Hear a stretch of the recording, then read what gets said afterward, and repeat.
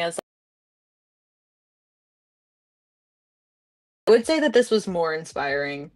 Really? Oh, I'm Yeah. glad, because I was like, oh, I know we've been like doing nonfiction or fiction, but like after I read it, I was like, why aren't we all reading this? Like we have to know how we got here. I mean, it's almost Yeah. like required reading just for everybody, because there's so many things that people have complained about, like why aren't we on the App Store?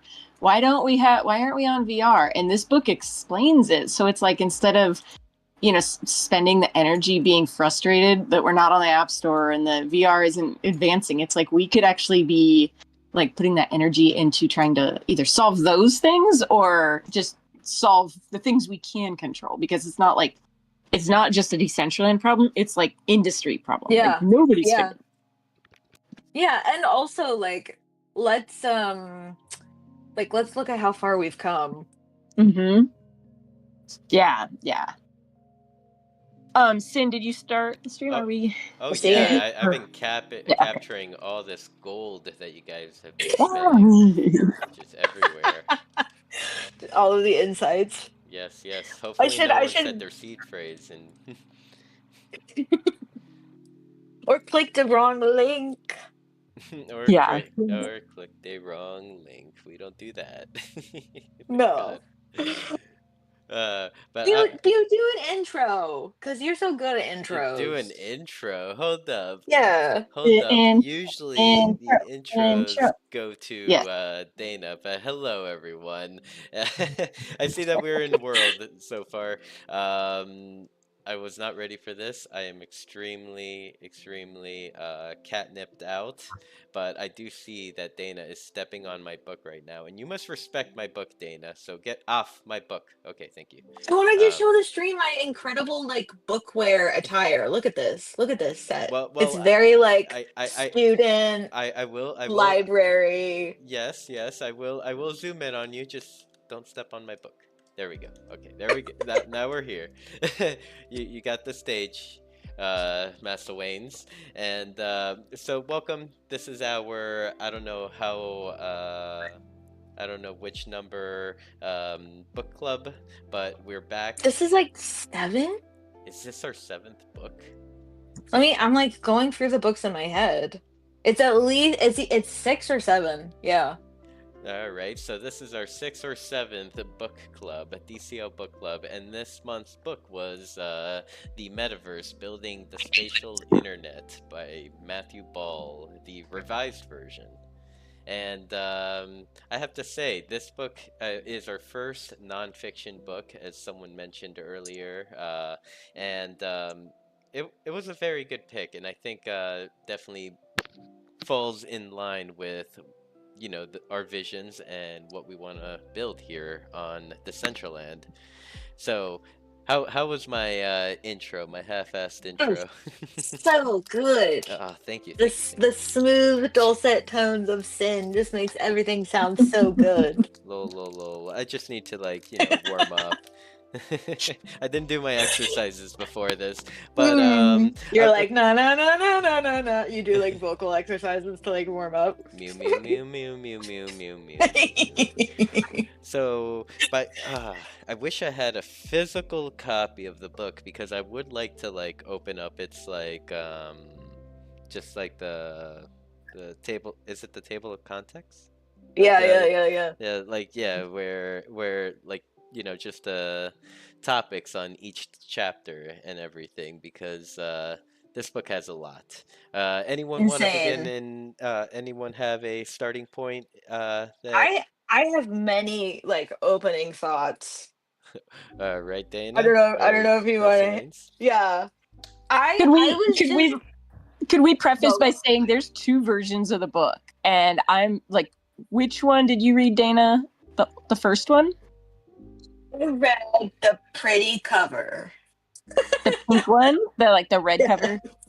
Yes. Okay, so you read the first one, and Moonbeamer, did you read? Are you reading the pink, the red cover, or the black cover? I am reading the black cover. Okay, so that's the newer one, the 2024. Derek, how about you, good buddy? Derek's like, I'm not reading the book. I'm just working. Sin, which one did you read? The black cover. Okay. All right. So there's like, that's good to know. Okay, so I'm like, it's a 1 versus 3 in here. I'm gonna have to read that your version, Nana, just to see like, yeah, just to see the difference. But yeah, go. Sorry, I just wanted to like preface the there are 2 different ones. So Well, I guess we'll see how the versions either converge or diverge. Mhm. I so like after reading this book, I'm almost done. I have like one more chapter, but my over like the thing that I came away with the most was just like how magical tech is.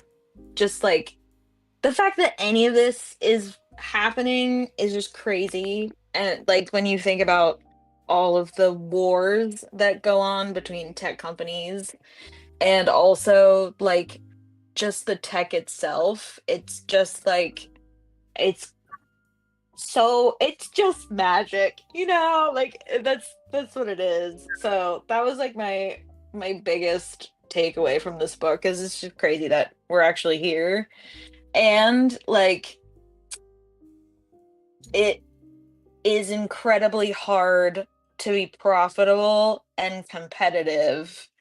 And you also like I don't know, the odds are just like stacked up so hard against like individual developers or individual communities because like you can't compete with people that have billion-dollar budgets that have like a subscription model that's like yeah, I don't know. It was like yeah. And these are things that I think all of us know to be true because it's like we're out here, we're doing our best, but it's really, really difficult to compete with like the Apples, the Googles, the Roblox, the Epic Games of the world. So it just again was like, we need like benevolent incentives in the economy and in like trade at large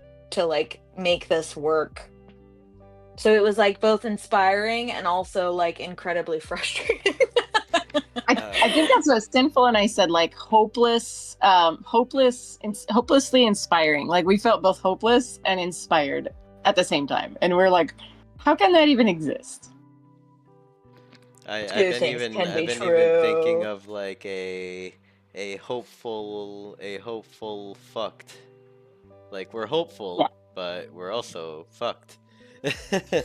And maybe, like, could we explain to people like that haven't read the book, like, because I think just putting that into words is a little bit hard, but like, yeah. why do we feel that way? I guess. So like I mean the book covers like and I have the table of contents on right Canessa now. is now a therapist. I'm a teacher. We're gonna use this as a teachable moment, guys, before recess. The book just covers the whole array of like what goes into like the metaverse. So what makes the metaverse possible? What companies have done it like to create these foundations to make these digital platforms possible. And it comes to like computing power, it comes to hardware, interoperability issues, or there are issues within interoperability, which is like one of our biggest like goals in like I would say like within like the Centraland or Web3 metaverse. Interoperability is like the ultimate goal. So this book highlights a lot of the the pain points there. Payment rails. There was one. Yeah, I mean just hardware. The computing, the power, the methods are just not there at the moment. But then that's like when the hopeless part. But then the inspired part just kind of like the book also does go over like like some examples of initiatives that are being taken towards whatever like whatever sector that the company may be tackling. Like let's say Meta or Apple with tackling VR. Um, they've made their innovations. They've dumped a lot of money into it. They will continue to dump a lot of money into it, and like keep pushing boundaries. Like so, yeah. um, and then there's degenerates like us that you never know which one of us could do something great at any moment and just make all of this like blow up.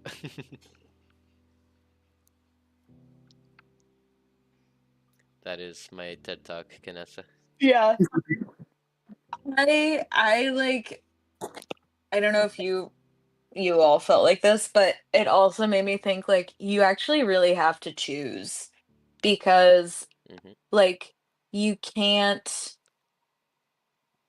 and this I guess goes to like, we're talking about the metaverse and I'm thinking specifically about like our metaverse that we are all in right now. But like you can't go after all of the things because like the hardware trade-offs, like your computer is not going to be able to power all of the experiences. So like what are the experiences that you can excel at? And also like you like currently we we still have to interact with like centralized servers. So it's like what can you decentralize?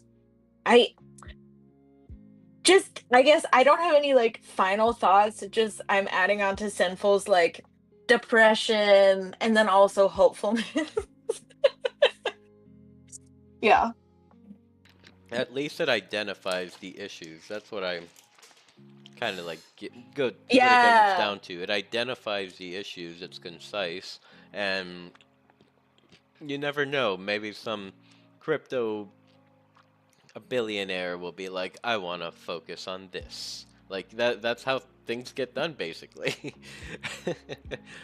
um or or Yes. or you never know, maybe like the kid the high school kid on his mom's Or computer like just like Mean Green Doge. yeah, or Mean Green Doge. Like you never know. But like within our decentralized world here in Decentraland, like kind of like there is our like created ecosystem in here. We have our marketplace where we buy and sell wearables, assets, land names, whatever it may be, emotes, using mana, and yeah, and that kind of like how our little economy goes, and the creators get to keep like a majority of their profits. Well, like actually, like It's 97.5. And yeah, then only 2.5% goes to the Dow. yeah, exactly. So like, how does Not not me sound? knowing the talking points. How does that not sound like appealing to a creator? Um, like what would be? I don't know. I just I get wrote lost in I trying to wrote find the this math. down because like I think the the Hollywood problem is like also a like games and a creator problem and like follow me as I talk this out because I don't have this thought sussed out, but I wrote down that idea and it's like tied to what you're talking about, Sin. It's like we they have to make money. Like they have to make money, so they have to go after like copy paste what's worked before. What's worked before is like Fortnite skins. Okay, like have to go after like I feel like a big part of this is like there isn't I'm like trying to explain this thought, but like we haven't successfully created like an opportunity, like with indie filmmakers, like they never are a box office success, and Hollywood continues to like make Avengers films or DC Comics or like whatever will like do box office success. So I feel like in the case of like the metaverse or like these like marketplaces, we don't really have like a funding structure for indies because like what's gonna sell is like the crossover Avengers skins in Fortnite. You know what I mean? So it's like I guess what I'm saying is like it's to me it's like an IP problem. Like creators Okay. are gonna go to marketplaces that have like a stronger IP associated with them. I don't know if you agree, disagree, or like took that thought in a different direction. I'm just thinking like, yeah, the recycled, upcycled versions of wearables on Fortnite is crazy because just when you get, you know, like the Han Solo, the really rare one, they're gonna release like the next one, and so you're always, I mean, if you're a collector, you're gonna be chasing that IP so that you can, you know, like Pokemon, you got to get them all. Um, but I think like when you look at IP of those big corporations, maybe that's something that Decentraland, you know, does so much differently because like I own the IP to my PFP, my Pudgy. I own my Kid Called Beast, so like I could bring that in, I could have that here. So maybe it's more friendly to the smaller, you know, creator in like Decentraland or anywhere that you actually can come in and create yours. Because I've already tried like, okay, well, could I do that in Fortnite? No, you can't. You can on private islands. Like if you are doing your own private UGC experience, I could have, you know, you could put your own IP in there, but not, you know, if you want to have like battle royale in the main sector. I'm trying to make this Sector? weird. Yeah, sector. I don't know if Which you one guys of the had S it. words? Yeah. I don't know if you had the chart in your book. I'm assuming you did, but there is a comparison, a breakdown of Fortnite's revenue of their wearable sales in 2 years. The only 2 years they ever released it, which I think right there should tell us something that they have only made that public twice. In that year, it was 2018, 2019. They outsold Prada, they outsold J. Crew, they outsold Armani, Lacoste, Saint Laurent, and Dolce and Gabbana. In both years, I think that is absolutely mind-boggling to think But that. then, so when he explained like where that money goes, it was crazy. Because like And I mean, I even though think they're that like outselling, it's like they're barely breaking even. They're like paying servers, they're paying R&D, they're paying like yeah, I don't know. Just like how is anybody making money? or 30% of that goes right to Apple, like. Uh, Right. And then that was my concern with like, if they're paying 30% to Apple for all skins, I was like, okay, if Decentraland gets on the iOS app, are we then paying, you know, 2.5% royalties to the DAO and then 30% to Apple? And I checked with Gino, and luckily that is not the case. They've changed. There's like a recent change, and so we will not be paying Apple for our wearable sales on the app. So that's like a positive. But still, just amazing just to think that like the wearable sales, like these are like, I can imagine the future, you know, children or people, they will have nothing in the real world, but all of their clout will be in the digital world, and that's how they'll show off. Like it kind of already is like that.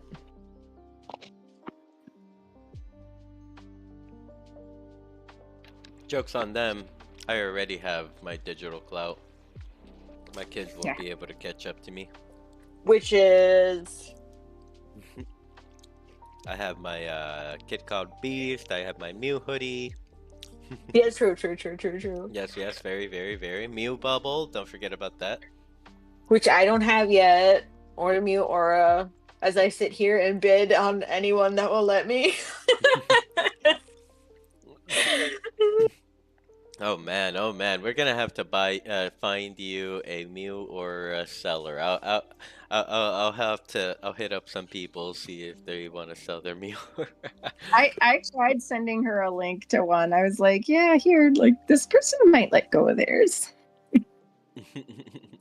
What they say now?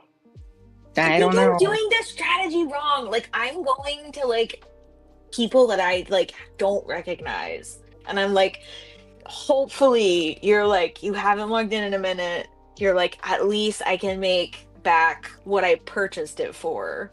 And like plus some. Like so I'm like overbidding what people purchased them for, but I haven't gotten any back. So, like maybe like the strategy is actually to go to somebody that is active and like be like, I will triple your investment. Please give me this more. Yeah, look around. Someone that doesn't wear theirs as much. You never know. Or maybe someone may have two. Wait, I'm curious. Are we like at the phase yet where we can like talk about how this made us dream about like future DCL states? Or like, are there like thoughts that people want to raise first? I mean, I've got like my book bookmarked with cool shit, but I don't know, whatever, like I think whatever ideas float to you, go for it. Like, because I, on this note of like the App Store, Steam, whatever, something that like I was like, oh my God, this would just make me so happy. And it's like very predictable because I'm just always like, I won't shut up about indie devs. But like if we had a DCL Steam store that like you would purchase DCL based games and like they were token gated based on this like Steam access inside Decentraland, that would just make me so happy. And like the model, the revenue model that we give to the wearable creators would be the same for indie devs because like you and he talked about this so much in the book about how indie devs are just like raked over the coal. Like they like spend all this time putting out something beautiful and like they don't make any money from it, which is just like you start looking at the industry that he like portrays and it's like slowly forming a triangle where like Apple and Google are at the top and it's just built on the souls Yeah. of The souls dreamers of the at the devs. bottom. Yeah, it's like so rough. Oh no, I think Dana, you muted yourself in your excitement.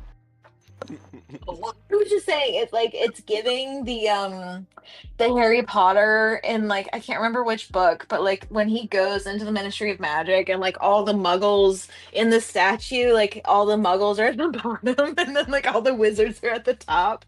And like that's the image that was like coming to mind when we were reading this book about like the people building the tech and like put like these like small companies that continue to get acquired by like bigger tech companies like yeah, that's like the image that just kept coming to mind. Like somebody has a dream, they're building on something really cool, they get offered like an acquisition and they're like, oh sick, like this is gonna be like the next step for us, and then it just turns into like Apple's dream.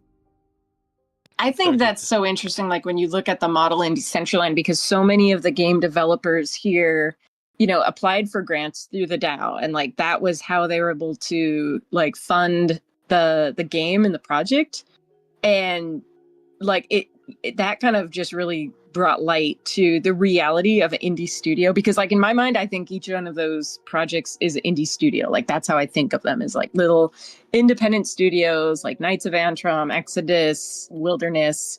And I don't know, like the amount of money that those studios had to like create like a project and then maintain it, it just puts more clarity on the reality of like, was that even feasible at the time to fund those games, like, and then keep them going, like maintain them? Or are we just crazy to think we can build a really cool game for $250,000 or $100,000?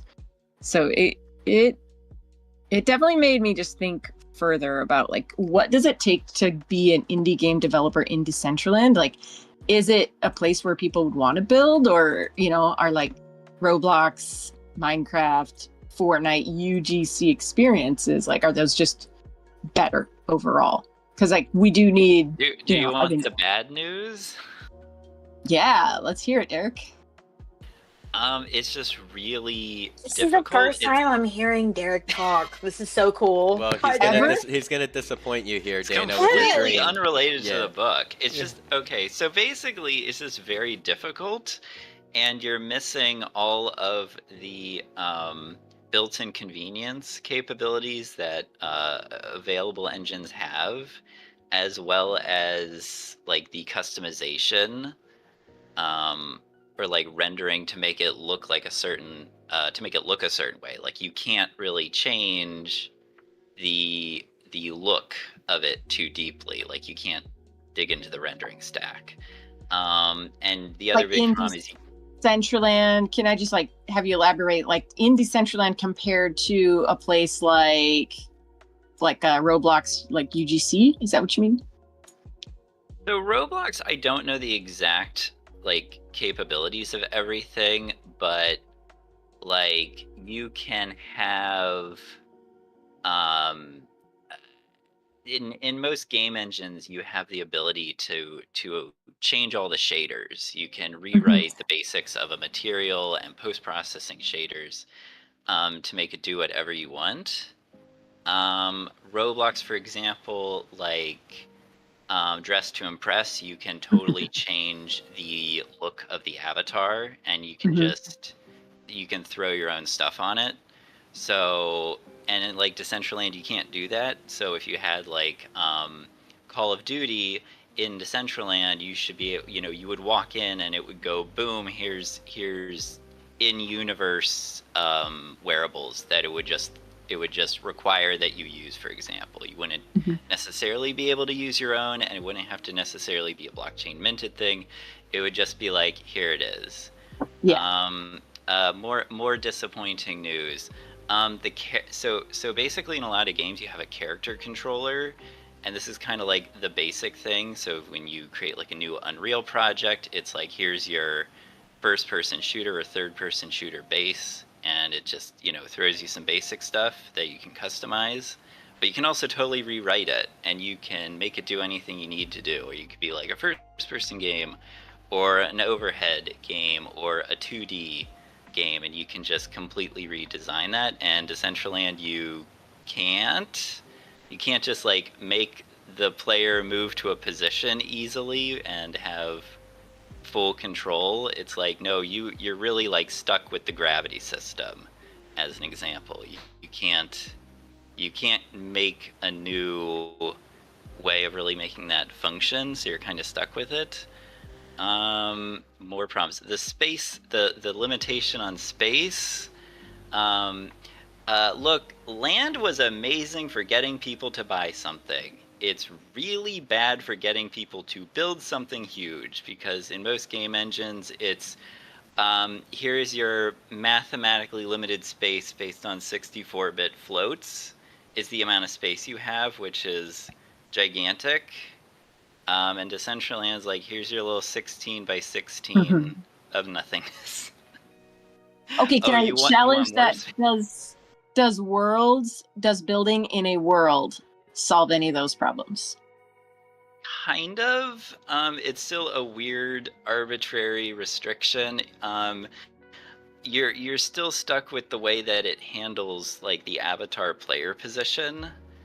You can't easily just make the player be where you want them to be if you have like a position desynchronization, because the live kit just says you are where you say you are. Mean Green, do you hear it? I'm assuming that's what you're doing. It just believes everything you tell it from the player end. Well, this is where I'm like, so what can we do? Yeah. You know what I mean? Like I think and it also ties back to the book on like how he was talking about like how far we've come, how complex things have to be to like function where we are now. And like it doesn't, like, hearing that these things aren't possible today doesn't make me think that they will be impossible in the future, I guess is what I'm saying. Like, and I also don't know that like you need I think there are games that we could make that don't require those things.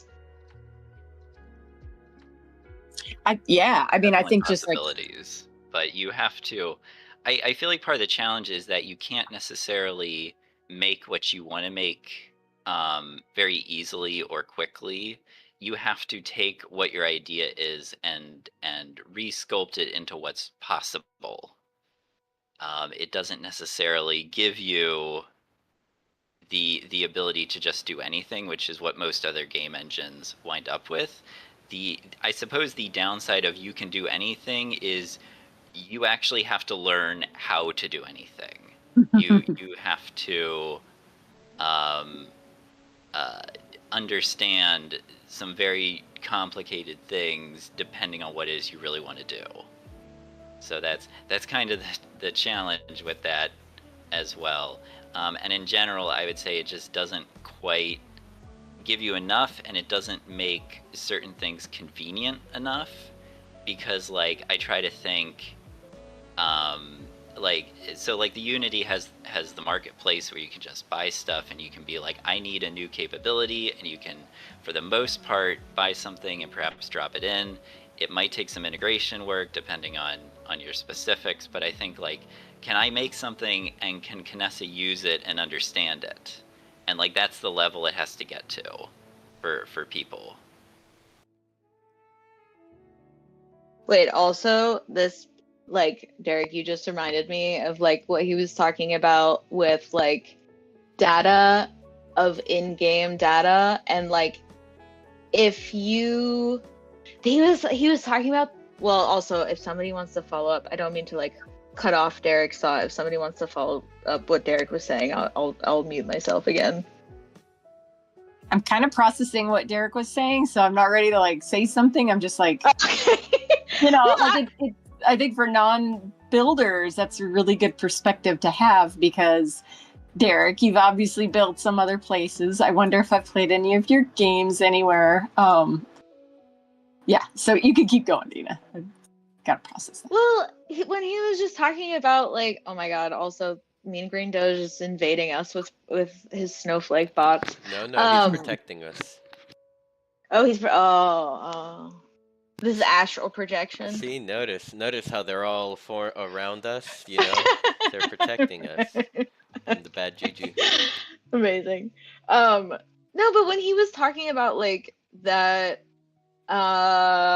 example of, I think it was EVE Online, or I can't remember which game, but like basically like I might kill you, you might kill me, but like the state of the super state of like, also I'm describing this so poorly, but the super state of the server will have to decide who actually made the kill and who actually dies and who actually wins. And like there's sometimes in like multiplayer experiences, there's like inconsistencies like that, and like they have to make logic to like make it make sense, which is something that I had never thought about before.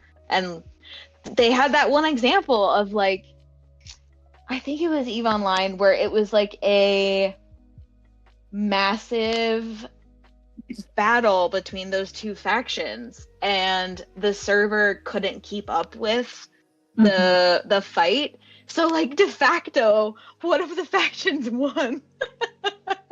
Which like because of like logic that had like been made, so whoever is defending is like, if it's an inconclusive battle, like the person that's defending is gonna win.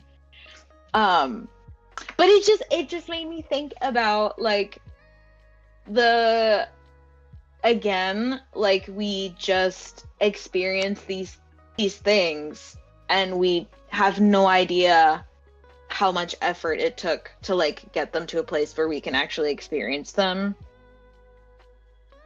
And yeah, on that, Dana, I'll read a little part because it just blew my mind. Like, I love Fortnite. I love the concept. Like, 100 players go into a map.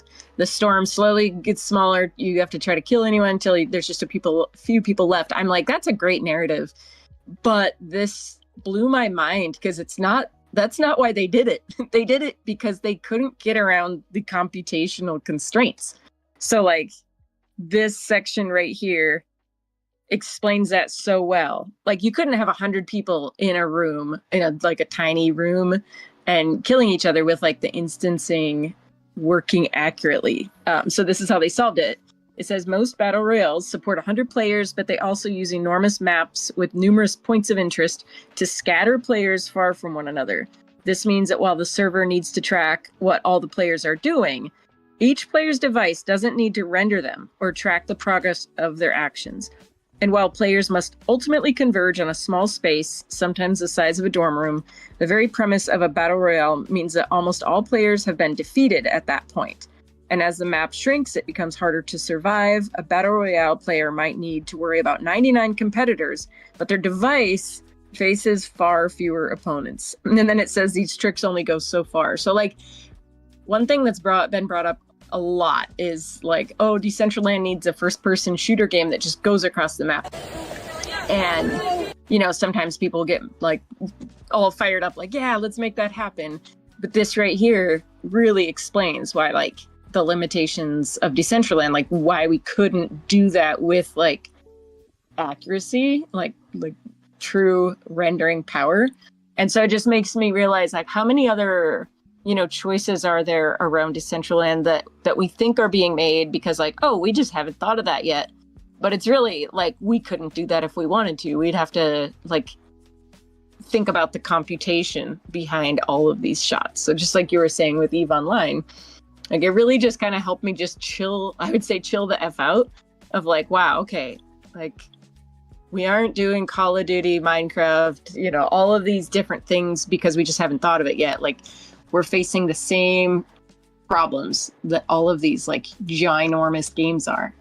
And to like speak to that, and also to kind of like go back to what Derek was saying, like people do think of solutions and creative ways to like get to, like they wanted to do a battle royale, they couldn't do it the way they wanted to do it, so they like fit within the constraints. So like I guess like this book was a journey through like it was the we so back we cooked chat cycle. Like there's like but like this specifically to me was like, okay, like creators do like they come up with a way to do the thing. Like it might not look like the original idea, but like eventually you can get to something. And like that's something that like I have learned actually a lot, specifically in Web3, is like don't,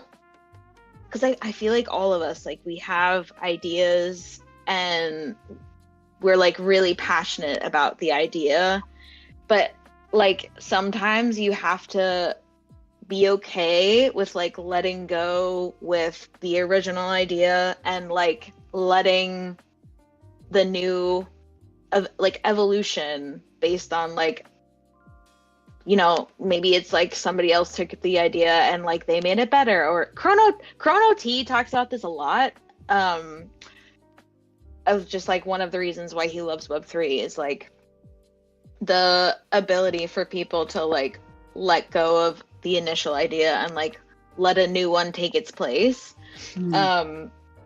But that's this whole section where he was talking about like just the genius ways that game developers have come up with like figuring out how to do what they wanted, like offsetting things by like making you have to download the application. So like some of the rendering is being done on your local machine, and then some of it is being done through the cloud. Like things like that, where I was like, okay, like Mm-hmm. I don't know, like we have like a couple times in the industry where like things have been, the odds have not been in our favor, but like we've come up with creative ways to do this. So that was like the we so back part of this book.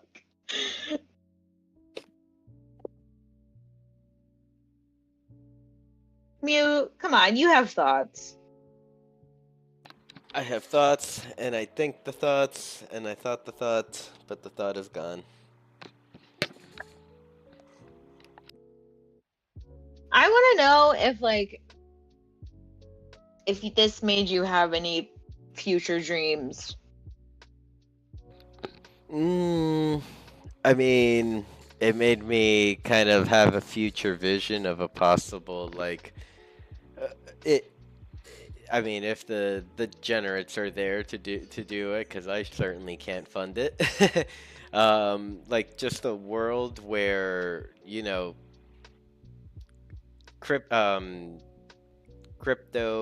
Web3, all of this that we're like doing kind of blends in to like our real world, and then there'll be like the centralized digital things, but then there will also be like the decentralized, the dark Web3 they'll call it, where like it's like I don't know if like the central land will lie in that world or if it will be on like the centralized side, or maybe it could be like a neutral zone.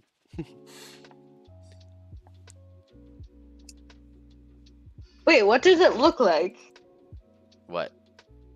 The dark, I mean the under ecosystem. Yeah, the under ecosystem will The basically upside down. will basically be all the good things that we like come to crypto for like self custody, just control Yes, over yes, your yes, own yes. assets and stuff like that. And the US government not tracking your monies. And then then there's the centralized side, which the centralized side will always call the other side the dark side. They'll be like, Right. like it's I like couldn't. the dark web. Like, come on, Silk Road was on that. Silk Road was awesome. Besides all like the hired contract assassins that you could Can hire we just in there. quote you on that? Can we quote Simple means to please don't put any quotations, because now that I think Okay. about it, I thought I saw some very, very awful things there too as well. Okay, yeah. Very awful. But at the same time, as like at the time I was a 18-year-old, and when you could buy catnip for very, very low prices, and it came from like Amsterdam, you're kind of like, what? This is the best place ever. Catnip. Mhm. Yeah. So like, do you think it will be like some sort of like OS system? Like, is that what it is? Like, it's like decentralized? Because I couldn't. It would have to be everything. Like everything would have to like be kind of remade, I think. Or actually, I don't know. I don't know if like things that exist now will just choose their own side. It's like, okay, our hardware or things don't can't adapt to the centralized stuff, so let's build our own computers. I don't know. Yeah, that's Let's build our I own like internet. couldn't tell through the book. He just was like so neutral about everything. Yes. And I was trying to figure out like, okay, which side sounds more like it's gonna win. And I just kept feeling it like, I don't know, not to be a Debbie Downer, but it just kept sounding like at the end of the day, it was like, well, the centralized people have more money. Yeah. I wonder, Dana, if your thoughts would be any different if you read the new one, just because like they talk a lot about crypto and crypto from like 2021 to 2024, like the good, the bad, the ugly, and talk about a lot of the valuation. But it definitely, like, blockchain is way more, or I'm like, they talked a lot about current roles of blockchain, and so maybe, I don't know, maybe I would 'cause, say like, my edition is very like it doesn't really like but it was not very optimistic through in like the crypto section, which was like interesting. sad. Yeah. Yeah, because like Like this one, he called the whole like NFT space like just a big scam. oh, It's I so did not get the interesting. vibe from, Yeah. because there's one section, it's called To the Moon, Back Down Again, or Back Down to Earth, and then maybe back again. So I feel like I definitely did not get that vibe at all. I felt like it was very much giving validity to like blockchain and in-game assets. Like basically solving Okay, so the money problem. I need to like read. I need to. Damn it! Why can't we just? Why can't they just update all of the editions? I guess I have to buy the new. Well, maybe we could maybe this is just something we revisit like every 6 months or so. Yes. Because he talked a lot about that. Let's read both versions, see his tone on everything, so then when I have him on Beyond the NFT, I could be like, what's changed? Because like what I'm getting is like from Master Wayne's version, he's like all like probably like more on the doom and gloom side of things, like this Very technology is much. coming, it's Like- very scary. Well, no, he it's much more like I would say the vibe is like I want this to be an equitable place. Yeah. But like the financial incentives are like on the side of fragmentation and the big guys getting richer. So it's more like a cautionary tale of like late stage capitalism, I guess. Yeah. So I'm intrigued. I want to read the newer edition because like the section on crypto was very brief in the edition I read. At least with crypto, there's actually like multiple chapters like explaining like DAO and crypto and stuff like that. Protocols. In this one, it goes from page 261 to 371. Like over 100 pages of crypto, so like talking about payment rails, like how to overcome the payment problem, talking about, and like all of the processing. In the table of context, there's like chapter 11, like from part 2, chapter 11 is blockchains, and then all of part 3 seems to be more like of revolutionizing meta businesses and metaverse winners and losers, metaversal existence, and when will the Here's a metaverse good arrive? quote. Go ahead. Oh, I was gonna say, here's a good quote, kind of like back to what you were saying, Dana, like or it's like 2 paragraphs. He says the metaverse will also render more acute let's see, the metaverse will also render more acute many of the I don't know if I'm reading it wrong, or I think that he could have written that one a little bit better, but no judging. Many of the hard problems of digital existence today, such as data rights, data security, misinformation and radicalization, platform power and regulation, abuse, and user happiness. Now, here's the part I underlined. The philosophies, cultures, and priorities of the companies that lead in the metaverse era, therefore, will help determine whether the future is better or worse than the current moment, rather than just more virtual or remunerative. As the world's largest corporations and most ambitious startups pursue the metaverse, it's essential that we, users, developers, consumers, and voters, understand that we have agency over our future and the ability to resist the status quo. Yes, the metaverse can seem daunting and scary, but it also offers the chance to bring people closer together to transform industries that have long resisted disruption and that must evolve, and to build a more equal global economy. Everything depends on how it's built. And I had that last one underlined because like that's exactly what Decentraland, the problems that Decentraland could solve is like, you know, depending on how it's built, like is it one corporation going to get the money from everything that is created, or is it going to be, you know, structured differently? So that felt like more of a positive spin on what we were looking at. Yeah.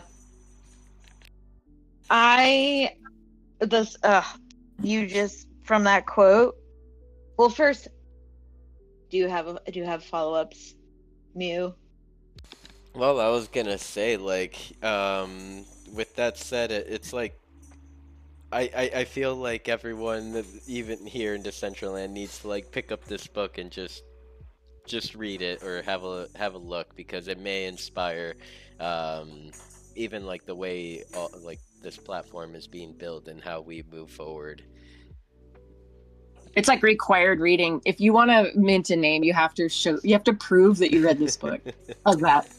You have to have a smart. We need a smart contract build. That, like, yeah. Okay. Proof of reading. Proof of. Instead of signing, it'll be like just like a series of like 10 questions on like the drop down for MetaMask, and you get multiple choice.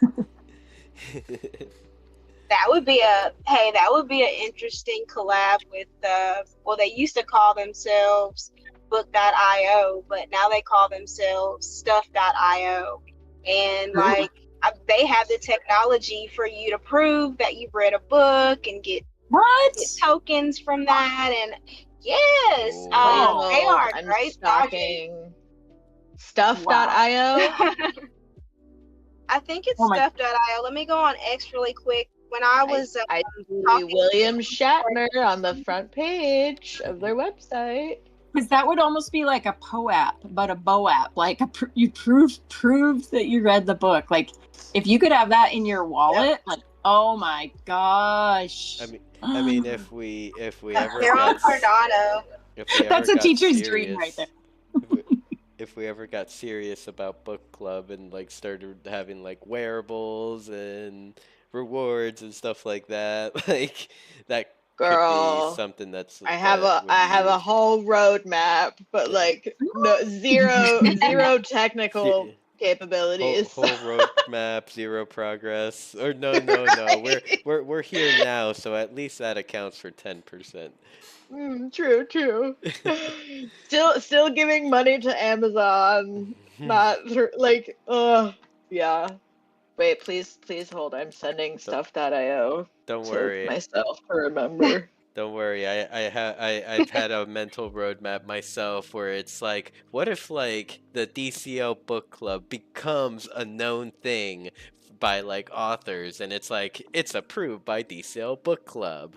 Like what if like we did that for like, but like what if it's like for Web3 authors like as well? Like I don't know. It would probably be way easier than we realized to get like some Web3 authors to come in here. I used to go to some Twitter spaces that were just about Web3 authors, and I don't know if they stopped doing them, but I think I don't see them on my timeline anymore. But I don't know about you guys, but like all the independent authors I've talked to are like, they would love it if somebody bought their book and discussed it. So you know, maybe that's just even a way to target. Like I think Web3 crypto people target like indie musicians all the time. Like, hey, come and play at the club. Do you have an NFT for your music? You should do that.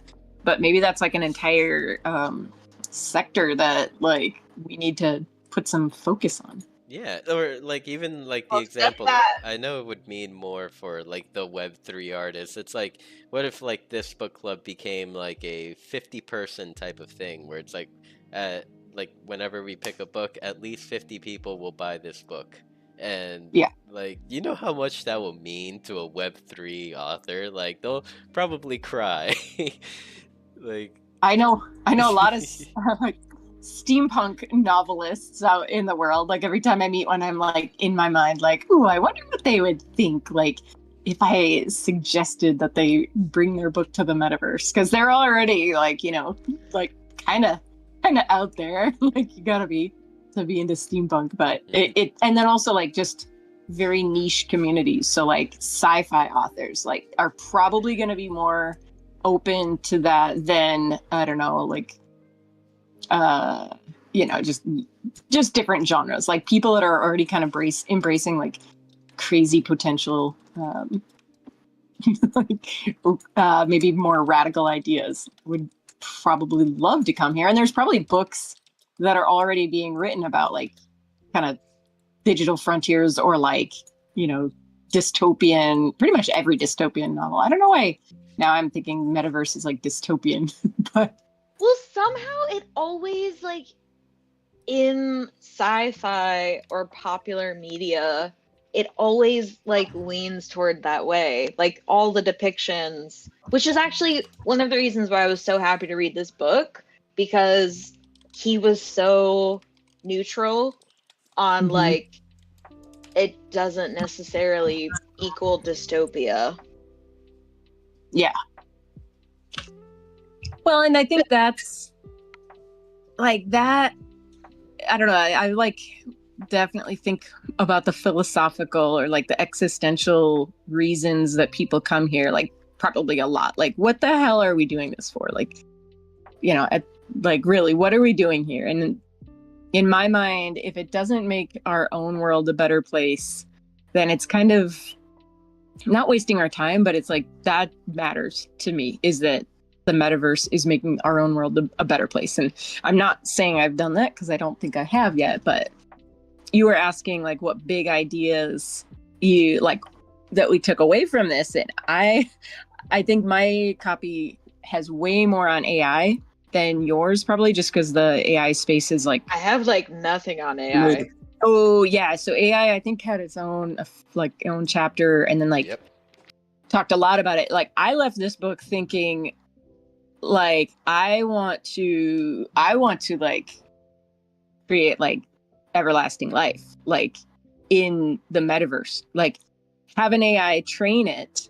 But like an AI right now, if you use Chat GPT or like you train your own, you know, AI agent or something, like it's still in 2D, but like giving it a home, like that was like a takeaway. Like like the metaverse can become a home for AI. And they talked in the book about a lot about AI, like how they actually trained some AI and programmed it and had it in like a virtual world similar to Decentraland. And then the AI started like training each other. So like one AI that had a task would train another AI their task.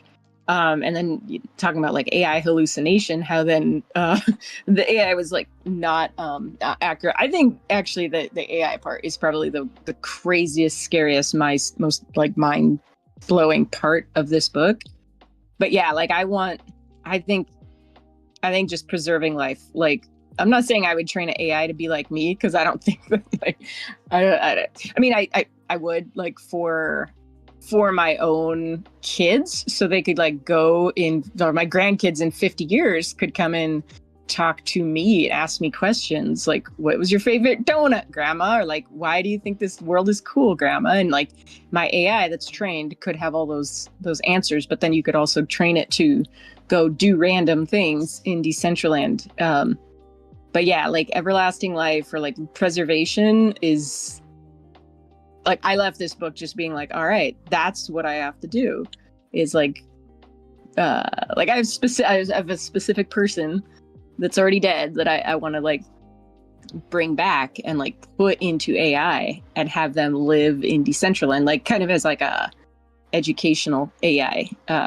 They were World War I veterans, so like training them on things at that time period. But and like I geek out. I know nobody else cares about like trying to preserve a deceased World War I soldier, but like, I damn, feel like he like then we go into like how do they sign their rights to like be forever in the metaverse? Exactly. And that's kind of like the moral ethical thing that I am like trying to decide for myself, like, how do you do that? Can you do that? Should I do that? And this person's Well, a I'm family wondering, member. did he like did Matthew Ball and his? I guess he probably didn't cover like uploading your brain, but this is another thing that like I don't know. Like I wonder about persistent consciousness in the meta. Like I was wondering if he would get into this, and in my book he didn't. But I was Yeah, wondering. this one he didn't. No. Okay.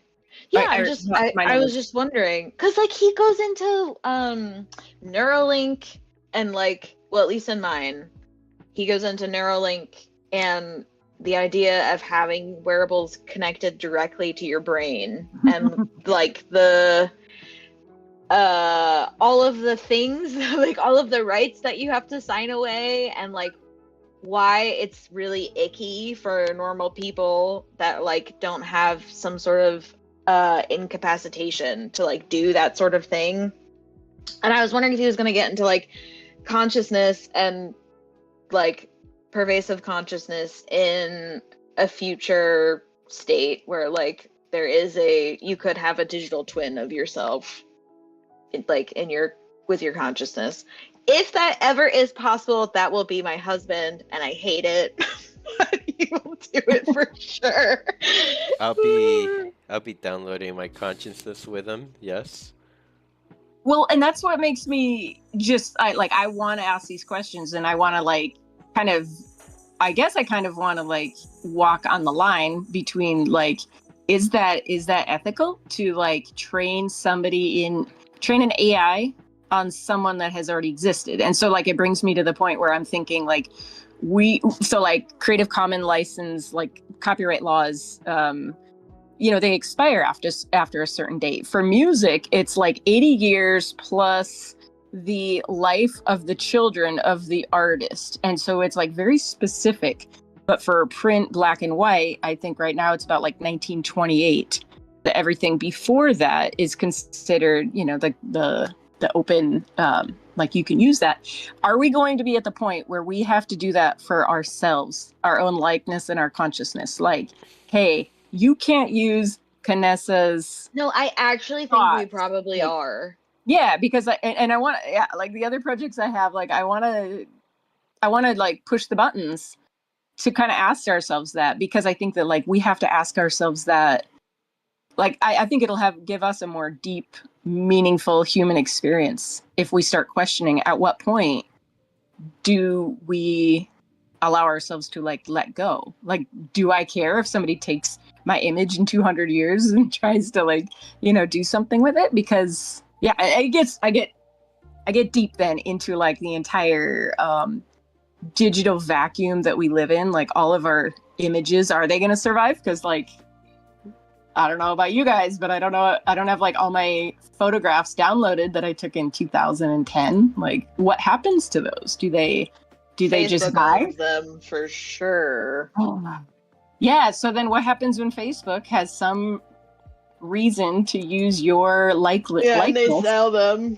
Yeah. So I think like this book definitely made me just jump way down into like a futuristic rabbit hole of like, what are we leaving behind, and is that okay, and do we need protections on ourselves? I think celebrities need it the most because they're the ones that are going to be the ones that are like the most likely to have their personal IP like contorted in some way they don't want. I don't think like we're at the level of. But yeah, I mean, like deep fakes, you can make people do all kinds of stuff. Yeah, Frem just said if Zuck can do it, Zuck will do it. So true. God. I guess like the projects that I'm working on are like preservation of historical documents, and so I'm like, do I ethically? Oh, that's sick. No, yeah, archival stuff. That's honestly. That's my desire for book club. Like I know it was done in Minecraft, and I know that there was a grant that like went down dirty with this. But like to me, like that's what the DCL book club should be, is like it should be a place where like no matter the access barriers, like you can read books. That would be awesome.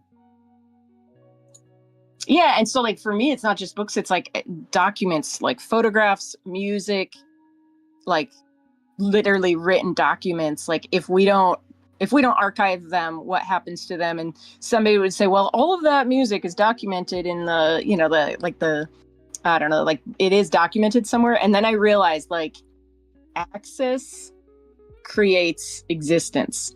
Like if I can't access that, then they don't exist to me. Like they're like all this cool music from 1906. It exists on a recording somewhere in like the federal, you know, the Library of Congress. But if I can't easily get to it, then it doesn't exist to me. So like, that's why I came to Decentraland. Like the whole idea was to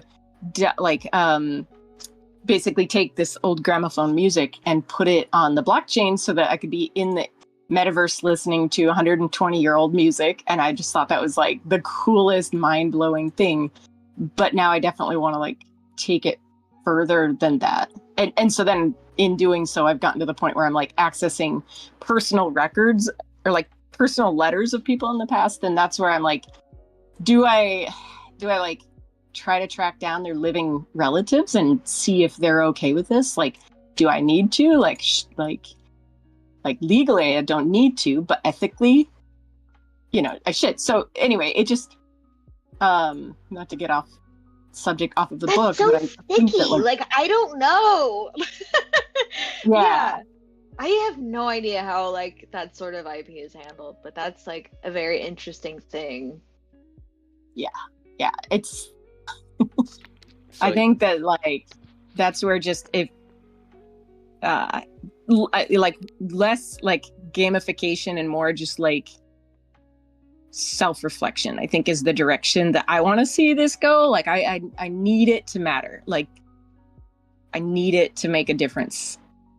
Otherwise, like I'm just gonna go play Minecraft and Fortnite. Like it's got to be more meaningful. Go ahead, Sim.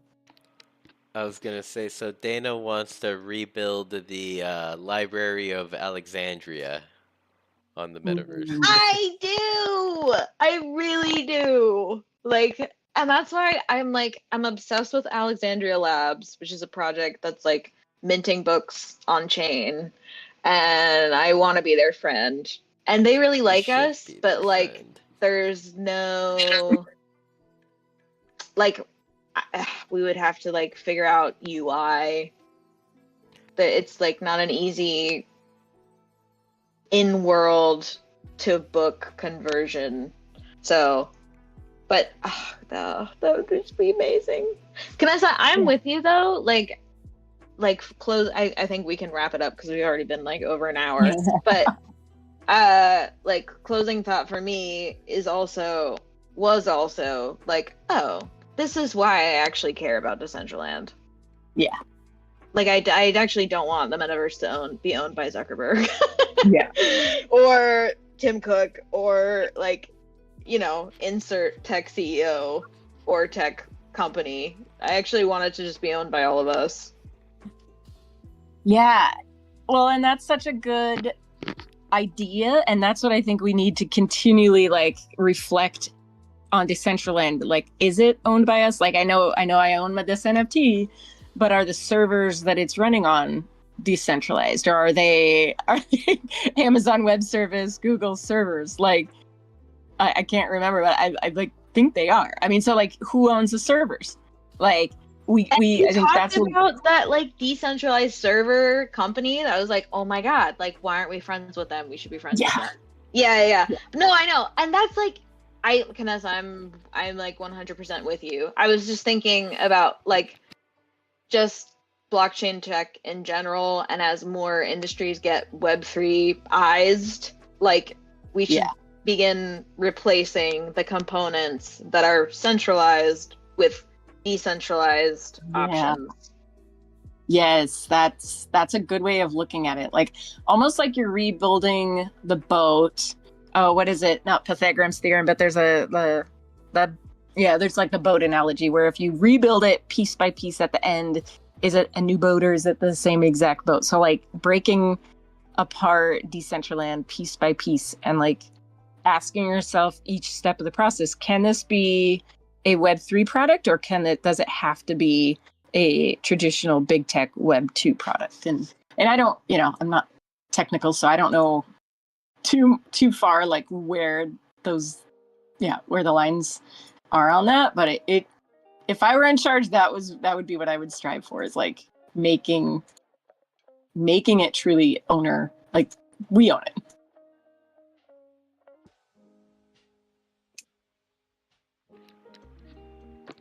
Mew, mew, mew, mew. Yeah, I was about to pick on you.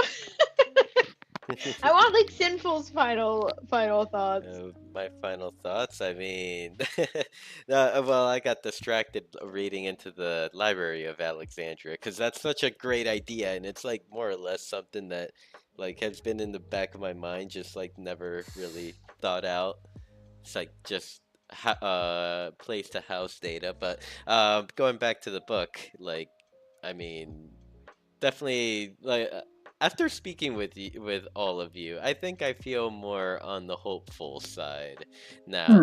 Like we're still fucked, but like, maybe someone will like listen to us. Like Dana just mentioned, the decentralized server farm. It's like, will there be a future where like a household could like run their own server or something like that? Like, will we No, I think that will Yeah. be. I think like eventually we can get to a place where like we can run a Decentraland node. That's like what I want.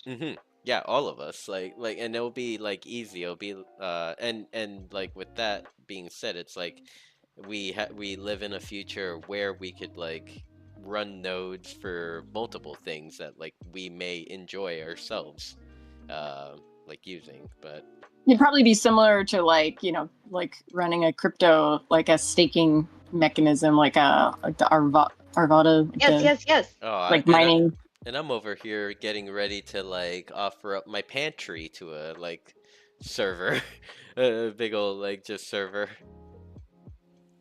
Yeah, I bet we're closer to that than we even think. Okay, cool. Definitely. I'll get my pantry ready. I don't then. know, but that would be my guess. Derek probably. Simple.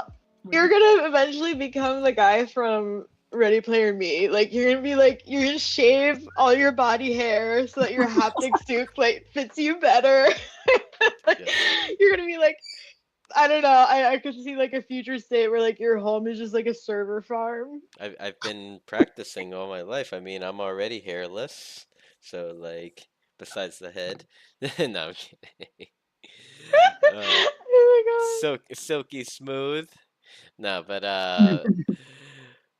yeah, definitely has been good to go over this book with everyone, and we even like what I liked most about the conversation today is that we brought it back into our Decentraland world and like maybe what we can do, like what ideas could be put out into the ether that maybe one day will come, like. And yeah, that's the fun part to me, and I'm Mew, sticking I to think you are picking next. So I'm wondering if like you want to keep going this like nonfiction route and pick another one. Have a think. Yes, I should have a think because I have to pick book. I could torture you guys with the Way of Kings. That's on my hit list, so it would not be torture for me. It would be maybe torture for Kanessa. Yeah, we moved again. Kanessa, you may have to listen. If Way of Kings were to be picked, you may have to listen to it and may have to listen to it on 2x. It's it's a like when you listen to it on like audiobook, it's like a 48-hour audiobook. That's okay. That's okay. I'm a quick listener. How's that? You're a quick listener. I see. Oh. Okay. So I'll consider it. Maybe I'll torture. Maybe I won't torture. It might be torture for Toxic because she'll be like, "Crap! Now I have a new hobby to get into or a new book series to get into." Poor thing's already very deep into what was the one that was recommended by Jared? Wheel of Time. The Wheel of Time. Yes. Oh yeah. Yeah, that one was pretty good. That was a pretty good read, but if I hadn't picked up Way of Kings first, I would probably still be reading The Wheel of Time. How about you, Master Waynes? Did you like ever read more after the first book? No, because I found the main guy insufferable. I hate to say it, but like the characters that I liked the most You didn't were like the side Rand? characters. No! Oh my god, such a whiny baby. Like I was not into him at all. Mm, Sorry. I love how like they're like how like Toxic and Jared just like would be talking about him in the book club chat on Discord, and like they're like talking about his like character changes, and Toxic's like he becomes even more of a bitch. Well, I'm sure she didn't say it No! that way, but See, I'm out. I can't. uh, but I thought I also saw a part that he had like 3 girlfriends, which Yeah, damn, yeah, yeah. damn, bro, like how do you Yeah, manage I that think that while being a little author bit? I think that author was just like he well, I don't know. But he's like living his dreams through Rand. Because like, come on. This is not mathing. The math is not mathing. This Uh, guy is a baby and you're telling me he has 3 women that want him. he's It's just not all that. computing. Just that all that almighty and powerful, you know? Just like I don't know. There's gotta be something else that we don't know. Like maybe he's like mind controlling them. I don't know. Is Some this by free will? or just the author. Yeah, like you said, just living vicariously through Rand. Yeah. Like he got to a place in his romantic life where he wanted to have multiple partners, but his partner wasn't down. So he's like, I'm just gonna write it in a book. I'll just write about it. Yeah. Alrighty, so with that said, I'm gonna close the stream down. Thank you everyone for coming. I do Bye, just want to say Flynn. Hey, before that, I just like wanted to. the Oh, highlight is sorry, seeing. can I? Oh, am I Oh, echoing? I'm sorry. I wanted to say thank you for inviting me back, inviting me here, and I will make sure I read this just in case next time Decentraland is token gated with this book. Yes. But you are right. Stuff.io book token gated, maybe if that partnership does happen. But I really appreciate it, and you've expanded my breast in this topic. So thank you for inviting me. We love you, Pixel Moon. And I just wanted to say, having you come here today is like the highlight. Like seeing somebody new pop in. So that's what I was gonna say. Is like, thank you for coming. Thank you for being a new friend. Hey, friend, and next time I should have more to say because I'm going to read the full book before I get here. I just can't wait for the next time, and I'm going to bring a buddy with me. Yay. Awesome. Yeah, you're always welcome. I mean, in here, at least like this Discord, if you had any Decentraland questions or looking for like the crowd or anyone, like you could always like type in general chat, or even sometimes like myself, or there'll be like a group of people like in some sort of chat. Like you just always feel free to jump in, and if you want like have some time to hang out or want to hang out.